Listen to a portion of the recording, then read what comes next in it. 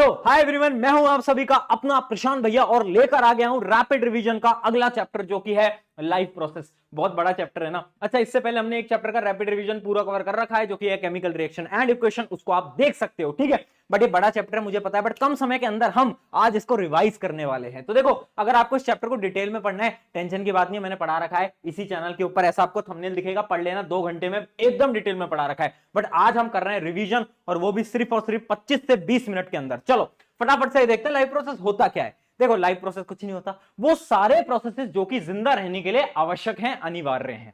सारे प्रोसेसेस जो हमें जिंदा रख पाते हैं। जैसे कि कौन कौन से 4 प्रोसेसेस हमें इस चैप्टर के अंदर पढ़ने हैं? Nutrition, respiration, transportation, excretion. एक एक करके पढ़ते हैं। सबसे पहले न्यूट्रिशन भैया को उठा लेते हैं और इसको डिटेल में समझते हैं। चलो, पहली बात आती है न्यूट्रिशन होता क्या है। क्या है भैया न्यूट्रिशन? समझा देता हूं।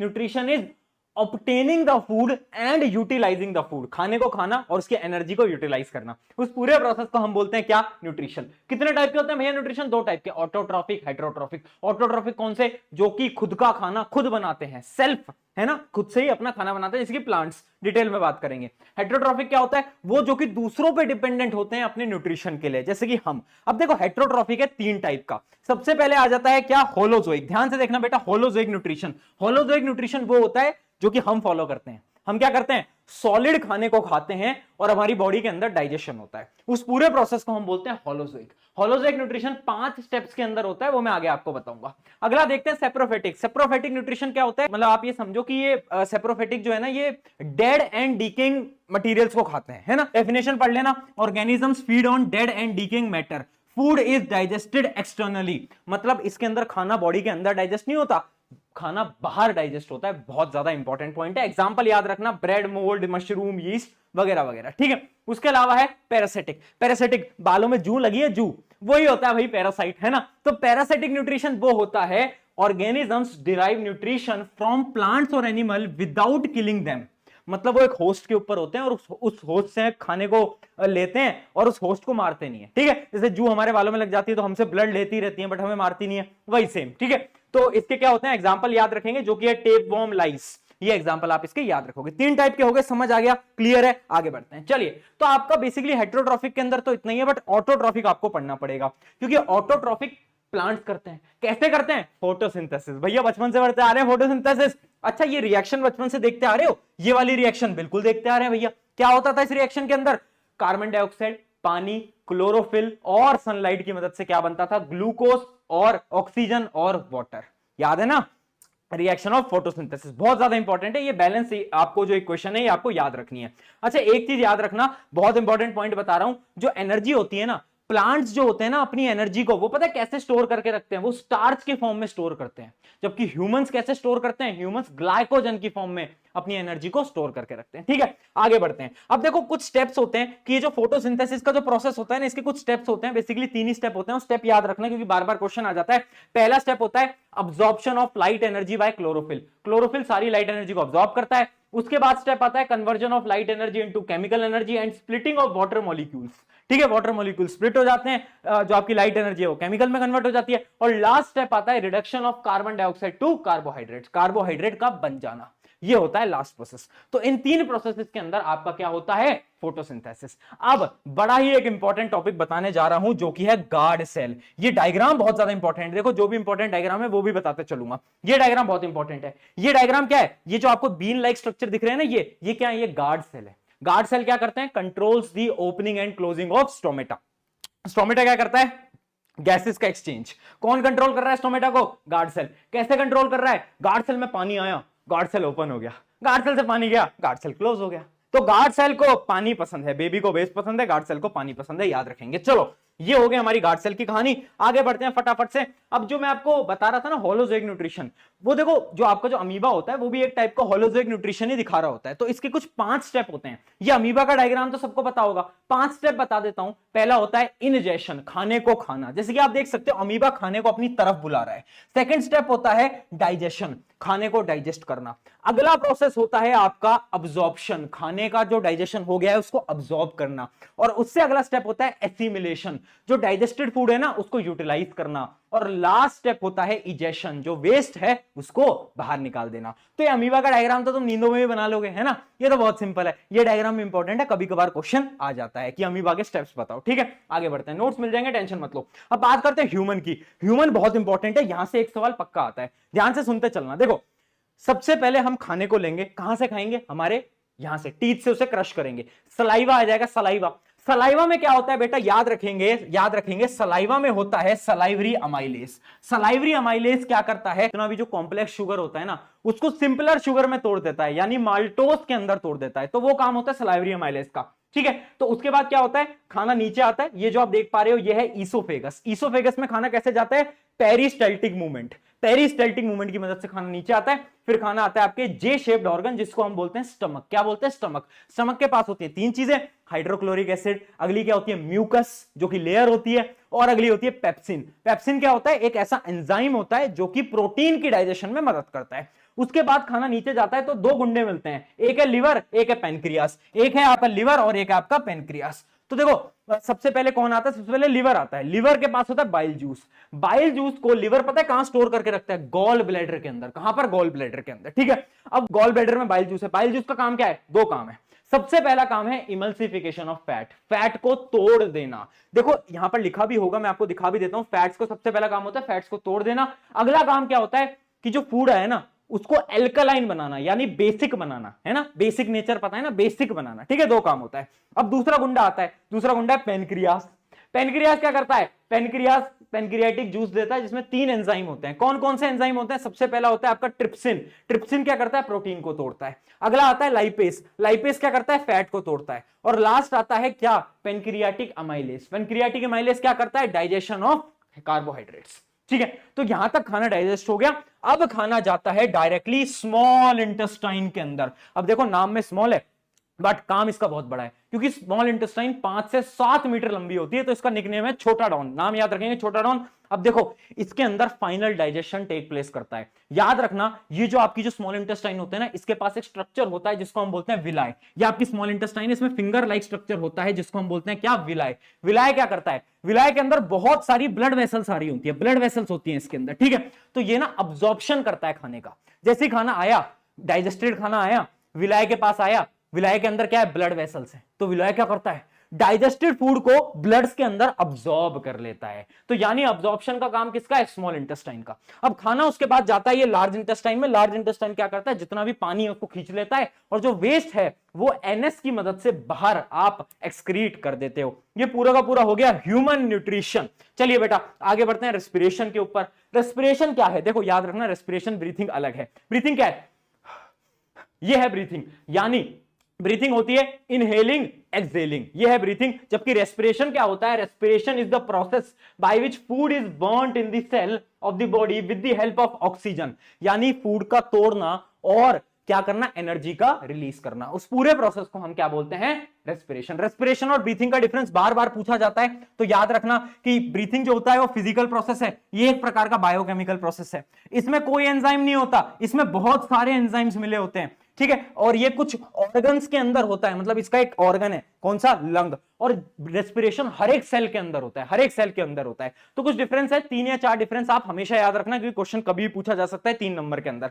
आगे बढ़ते हैं। अब देखो रेस्पिरेशन होता है 2 टाइप का, एक होता है एरोबिक, एक होता है एनारोबिक। एरोबिक क्या होता है, एरोबिक होता है जहां पर ऑक्सीजन है, एनारोबिक जहां पर ऑक्सीजन नहीं है। एक टेबल दिखाता हूं, उसकी मदद से समझ आएगा। देखो ये टेबल बहुत इंपॉर्टेंट है बेटा। हमारे पास था ग्लूकोज, ग्लूकोज जाता है साइटोप्लाज्म में, साइटोप्लाज्म में ग्लूकोज टूट जाता है किसके अंदर, पाइरूवेट के अंदर। ठीक है, अब पाइरूवेट के पास 3 रास्ते होते हैं। एक रास्ता जहां पर ऑक्सीजन है, प्रेजेंस ऑफ ऑक्सीजन, अगर पाइरूवेट को ऑक्सीजन मिलता है तो खुश हो जाता है, तो वो क्या करता है, एरोबिक रेस्पिरेशन करता है। और याद रखना एरोबिक रेस्पिरेशन में हमेशा कार्बन डाइऑक्साइड, वाटर और एनर्जी बनता है। अगर उसको ऑक्सीजन नहीं मिलता, अगर उसे बिल्कुल ऑक्सीजन नहीं मिलता, तो वो पता है क्या करता है, बिल्कुल ऑक्सीजन नहीं मिलता तो वो इथेनॉल, कार्बन डाइऑक्साइड और एनर्जी बनाता है, इथेनॉल बनाता है, याद रखना। ठीक है, और अगर उसे थोड़ा बहुत ऑक्सीजन मिल जाता है तो क्या करता है, वो लैक्टिक एसिड बना लेता है। आप जब खेलने जाते हो तो आपके मसल्स में क्रैम्प आ जाते हैं ना, वो इसी वजह से आते हैं क्योंकि आपके मसल्स में लैक्टिक एसिड बन जाता है जब आपके मसल्स में ऑक्सीजन की कमी होती है। ठीक है, तो ये टेबल बहुत इंपॉर्टेंट है, याद रखना, क्वेश्चन पक्का आएगा। जो पढ़ा रहा हूं, अगर कल परसों में पेपर है तो यहीं से आने वाला है, शर्त लगा लो। आ जाओ आगे बढ़ते हैं। अब इस पूरे के पूरे डायग्राम को देखना, बहुत इंपॉर्टेंट डायग्राम है। देखना इसमें आप सारी चीजों को याद रखना, मैं आपको क्या समझाने वाला हूं, देखते चलो। हम सांस कहां से लेते हैं? नाक से लेते हैं और मुंह से भी ले सकते हैं, ठीक है। तो स्टार्टिंग में होता है हमारा नेजल पैसेज। नेजल पैसेज से नीचे जाओगे तो यहां पर आ जाता है आपका फेरिंग्स, ये है फेरिंग्स। उसके नीचे है लेरिंग्स। लेरिंग्स क्या होता है? वॉइस बॉक्स, जहां से मेरी आज आवाज निकल रही है, ठीक है। उसके बाद आप नीचे जाओगे तो ये आ गया आपका क्या? ट्रैकिया। ये क्या आ गया? ट्रैकिया। अब ट्रैकिया डिवाइड हो जाता है, ये आप देख पा रहे हो, ये जो डिवाइड हो गया है ये ब्रोंकाइज के अंदर डिवाइड हो गया है। ब्रोंकाइज डिवाइड हो जाते हैं ब्रोंकियोल्स के अंदर, और ब्रोंकियोल्स के एंड में होता है एल्वोलाई सैक। एल्वोलाई सैक क्या होता है? जैसे अंगूर का गुच्छा देखा है, अंगूर का गुच्छा, वैसे ही छोटे छोटे छोटे छोटे क्या होते हैं? एल्वोलाई के सैक होते हैं, ठीक है। यहां तक क्लियर है? अब ध्यान से सुनना, यहां पर एक चीज होती है रिब केज, ये पूरा का पूरा रिब केज है, और ये जो नीचे है ना ये होता है डायफ्राम। अब देखो डायफ्राम की एक चीज याद रखना, डायफ्राम की शेप होती है कर्व्ड। जब हम सांस लेते हैं ना, डायफ्राम ऐसा है, जैसे मैंने सांस लिया तो डायफ्राम फ्लैट हो जाता है, और सांस छोड़ी वापस से ऐसा हो गया, सांस ली फ्लैट हो गया, ठीक है। ये क्लियर है डायफ्राम का? अब सुनो, अब भैया गैस एक्सचेंज हो कैसे रहा है? एल्वोलाई में क्या है ऐसा समझा देता हूं। देखो एल्वोलाई के अंदर क्या होता है? एल्वोलाई के अंदर होती है बहुत सारी ब्लड वेसल्स, ब्लड वेसल्स होती हैं एल्वोलाई के अंदर, ठीक है। अब हमने सांस ली, ऑक्सीजन आ गया कहां पर? एल्वोलाई के अंदर। एल्वोलाई के अंदर थी ब्लड वेसल, तो जो ब्लड के अंदर कार्बन डाइऑक्साइड था ना वो तो बाहर निकल जाता है, और जो उसके अंदर ऑक्सीजन था वो ब्लड वेसल के अंदर वापस आ जाता है। तो हमारे ब्लड को ऑक्सीजन मिल जाता है और कार्बन डाइऑक्साइड बाहर चली जाती है। ये मेन काम होता है एल्वोलाई का। कौन करता है बेटा? एल्वोलाई। कैसे कर पाता है? क्योंकि ब्लड के अंदर होता है क्या? हीमोग्लोबिन। और हीमोग्लोबिन को किससे प्यार है? हीमोग्लोबिन को प्यार है ऑक्सीजन से। जैसे वो ऑक्सीजन को देखता है बोलता है ऑक्सीजन मेरे पास आ जा, कार्बन डाइऑक्साइड मुझसे दूर चले जा। तो ये पूरा का पूरा प्रोसेस है, याद रखना बहुत ज्यादा इंपॉर्टेंट है। चलिए बेटा आगे बढ़ते हैं। अब बात करते हैं ट्रांसपोर्टेशन की। ट्रांसपोर्टेशन क्या है? मूवमेंट करना है। किन की मदद से होगा? तीन चीजों की मदद से होगा। पहले है ब्लड। ब्लड क्या है? ब्लड एक टाइप का फ्लूइड है, सबको पता है। ब्लड के क्या क्या पार्ट्स होते हैं? एक तो होती है प्लेटलेट्स, आपके कहीं लग जाती है तो ब्लड क्लॉटिंग हो जाती है, किसकी मदद से होती है बेटा? प्लेटलेट्स की मदद से। उसके अलावा एक होता है प्लाज्मा। प्लाज्मा क्या होता है? ब्लड फ्लूइड होता है, बस इतना याद रखो, पानी होता है ब्लड का। अगली चीज है ब्लड सेल। दो टाइप के ब्लड सेल, कौन से? अरे बोलो यार, आरबीसी, डब्ल्यूबीसी। आरबीसी के पास क्या है? हीमोग्लोबिन। डब्ल्यूबीसी क्या करता है? इम्यूनिटी प्रोवाइड करता है। बहुत बढ़िया बेटा। अब देखो अगली चीज है ब्लड वेसल। ब्लड वेसल क्या करती है? ब्लड वेसल भी अपनी तीन टाइप की होती हैं। पहली होती है आर्टरीज, वेन्स, कैपिलरीज। आर्टरीज क्या करती हैं? आर्टरीज में ए है, ए यानी अवे। तो याद रखना आर्टरीज हमेशा खून को दिल से दूर लेके जाएगी, दूर, अवे। और वेन्स हमेशा दिल की तरफ लेके जाएगी। कैपिलरीज क्या करती हैं? कैपिलरीज आर्टरीज और वेन्स को कनेक्ट करती हैं, बीच में कनेक्ट करती हैं, ठीक है। तो अब इनका एक डिफरेंस है, ये डिफरेंस बहुत इंपॉर्टेंट है, याद रखना। देखो पहली चीज, हमारी जो आर्टरीज होती हैं ऑलमोस्ट हमेशा क्या करती हैं? आर्टरीज हमेशा ऑक्सीजनेटेड ब्लड को कैरी करती हैं, बट केवल एक ऐसी आर्टरी है जो कि डीऑक्सीजनेटेड ब्लड को कैरी करती है, जिसको हम बोलते हैं पल्मोनरी आर्टरीज। सिमिलरली वेन्स हमेशा क्या करती हैं? डीऑक्सीजनेटेड ब्लड को कैरी करती है, बट एक ऐसी वेन है जिसको हम बोलते हैं पल्मोनरी वेन, ठीक है। उसके अलावा आर्टरीज जो होती है ना वो बहुत ज्यादा थिक होती हैं। क्यों थिक होती हैं? क्योंकि उन्हें ब्लड को प्रेशर से कैरी करना होता है, ठीक है। और वेन्स जो होती हैं वो थोड़ी पतली होती हैं, ठीक है। तो ये कुछ हमारे इनके बीच में डिफरेंस है। एक चीज और याद रखना, वेन्स के पास पता है क्या होते हैं? वेन्स के पास होते हैं वॉल्व्स। वॉल्व्स, वॉल्व्स क्या होते हैं? वॉल्व्स देखो ऐसे कुछ स्ट्रक्चर होता है वेन्स के अंदर जो कि ब्लड के बैक फ्लो को रोकता है। यानी खून ऊपर जा रहा है, अगर प्रेशर कम रह गया तो खून नीचे आ जाएगा ना, तो उसके बैक फ्लो को कौन रोकता है? वॉल्व्स। वॉल्व्स कहां पर होती हैं? वेन्स के अंदर। याद रखेंगे वॉल्व्स कहां पर होती है? सिर्फ और सिर्फ वेन्स के अंदर। चलिए बहुत बढ़िया, तो ये कुछ डिफरेंसेस हैं। अब आगे बढ़ते हैं। देखो हार्ट के बारे में बात करते हैं। अब देखो हार्ट जो है वो बहुत ज्यादा इंपॉर्टेंट है। क्यों? क्योंकि हार्ट का काम है ब्लड का पंप, है ना। तो जो आशिक लोग बोलते हैं हमारा दिल टूट गया, तुम्हारा दिल नहीं टूटा। अगर दिल टूट जाता तो ब्लड पंप नहीं होता मूर्खो। तो याद रखना कि दिल का काम क्या होता है? ब्लड का पंप करना। बहुत इंपॉर्टेंट चीज मैं बताने वाला हूं, प्लांट के ऊपर बाद में आऊंगा। सबसे पहले मैं आपको दिल समझा देता हूं, ये बहुत इंपॉर्टेंट चीज है, ध्यान से समझना। ये diagram one of the most important diagram है बेटा, याद करना पड़ेगा। देखो मैं आसान तरीके से समझा देता हूं। अपने दिल के होते हैं 4 चेंबर, ठीक है। पहले तो लेफ्ट और राइट, अपर और बॉटम, ठीक है। तो राइट क्या? एट्रियम, ऊपर वाले को right ventricle, left atrium, left ventricle. Atrium की जगह ऑरिकल भी बोल सकते हैं बेटा, टेंशन की बात नहीं है, ठीक है। एट्रियम में ऑरिकल एक ही बात होती है। अब देखो ये आपका लंग है। लंग ने क्या करा था? याद करो, एल्वोलाई ने करा था ब्लड को साफ, यानी ब्लड को ऑक्सीजन दिया था। अब अच्छा सुंदर सुंदर ऑक्सीजन वाला ब्लड मेरे पास आया, यहां से मेरे पास एकदम ऑक्सीजनेटेड ब्लड आया, यहां से मेरे पास ऑक्सीजनेटेड ब्लड आया। कौन लेकर आया? कौन लेकर आया? पल्मोनरी वेन लेकर आया, पल्मोनरी वेन लेकर आया। यहां पर आया लेफ्ट एट्रियम में, लेफ्ट एट्रियम से गया लेफ्ट वेंट्रिकल में, लेफ्ट वेंट्रिकल से कहां गया? लेफ्ट वेंट्रिकल से गया पूरी बॉडी के अंदर। कौन लेके जाएगा? बोलो यार, आर्टरी लेके जाएगी। कौन सी आर्टरी लेके जाएगी? आयोटा। नाम याद रखना बेटा, सबसे बड़ी आर्टरी होती है हमारी बॉडी की आयोटा।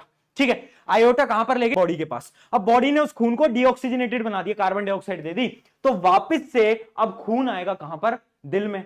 दिल में कौन लेकर आएगा? कौन सी वेन लेकर आएगी? मैं बता देता हूं, उस वेन का नाम होता है वीना कावा। वीना कावा वापस लेकर आती है कहां पर? Right atrium. राइट एट्रियम से राइट वेंट्रिकल, राइट वेंट्रिकल से वापस से खून जाता है कहां पर? लंग में। कौन लेकर जाएगा?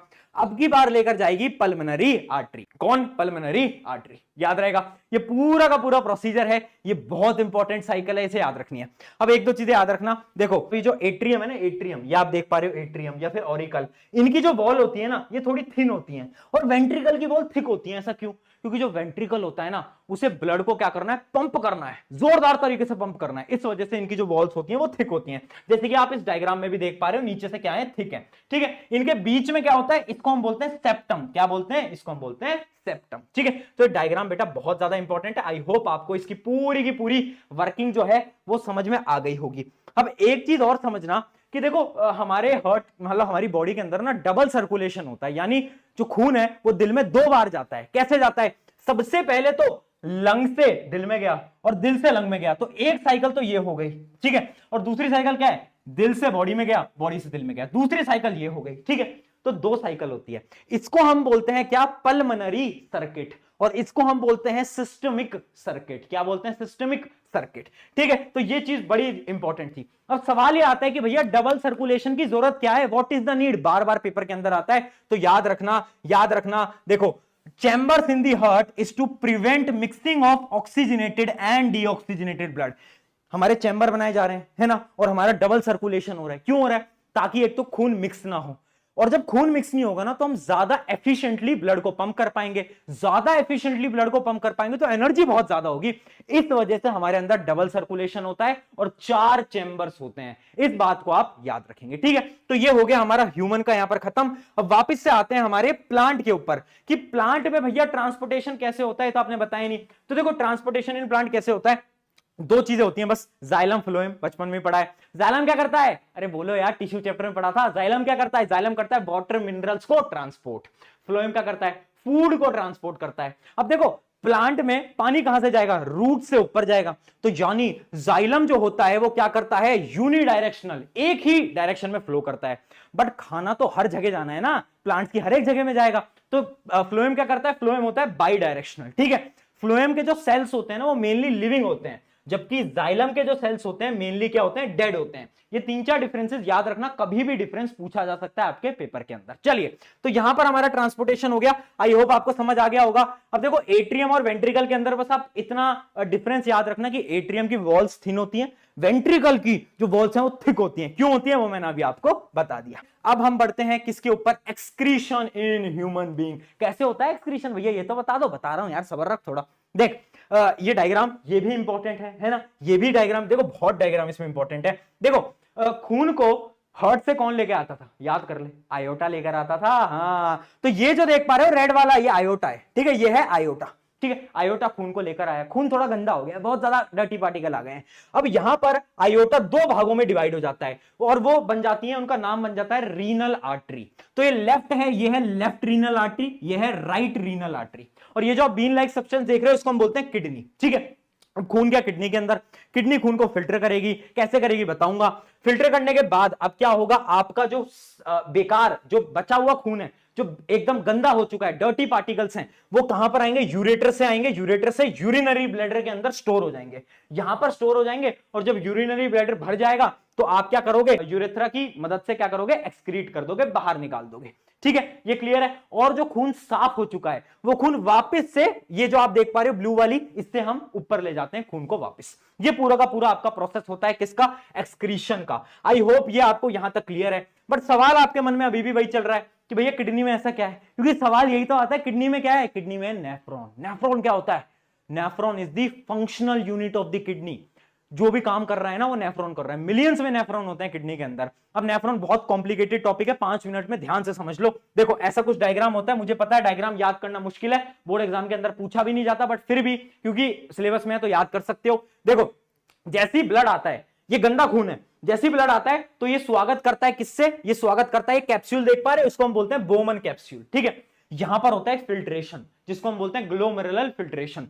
जितना भी डर्ट पार्टिकल है, जितना भी गंदा पार्टिकल है, नाइट्रोजनस वेस्ट है, वो सब खींच लिया जाता है और ब्लड को वापस भेज दिया जाता है। बट ब्लड को याद आता है कि यार इसने तो मेरे सारे अच्छे पार्टिकल्स भी खींच लिए, जैसे कि पानी, ग्लूकोज, तो ब्लड वापस आता है और क्या करता है, इससे वापस से मांगता है कि मुझे अपने पार्टिकल वापस कर। तो यहां पर होता है सेलेक्टिव रीअब्जॉर्प्शन। क्या होता है, सेलेक्टिव रीअब्जॉर्प्शन। खून के पास वापस से पार्टिकल्स आ जाते हैं जो इंपॉर्टेंट होते हैं, और खून फिर क्या करता है, वापस चला जाता है और जितना भी वेस्ट पार्टिकल है वो यहां पर आ जाता है, कलेक्टिंग डक्ट के अंदर आ जाता है। तो 3 स्टेप होते हैं। अब इन 3 स्टेप के आप हेडिंग्स याद रखना, लिख आप खुद आ सकते हो।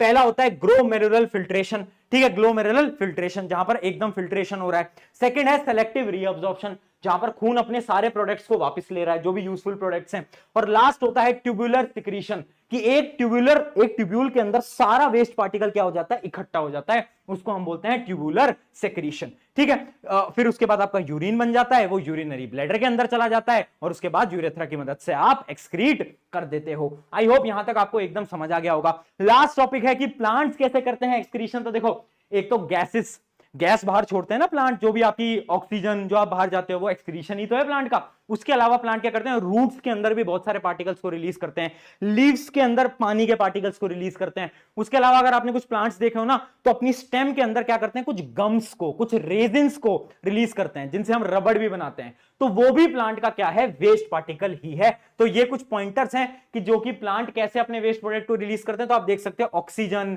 बहुत सारी गैसेस निकालते हैं, ट्रांसपिरेशन में पानी निकालते हैं, उसके अलावा क्या करते हैं, रेजिन्स एंड गम, और एक्सक्रीशन इनटू सॉइल। ये सारे के सारे अपने पॉइंट्स हैं। तो आई होप यहां पर आपको सारा का सारा चैप्टर रिवाइज हो गया होगा कम समय के अंदर।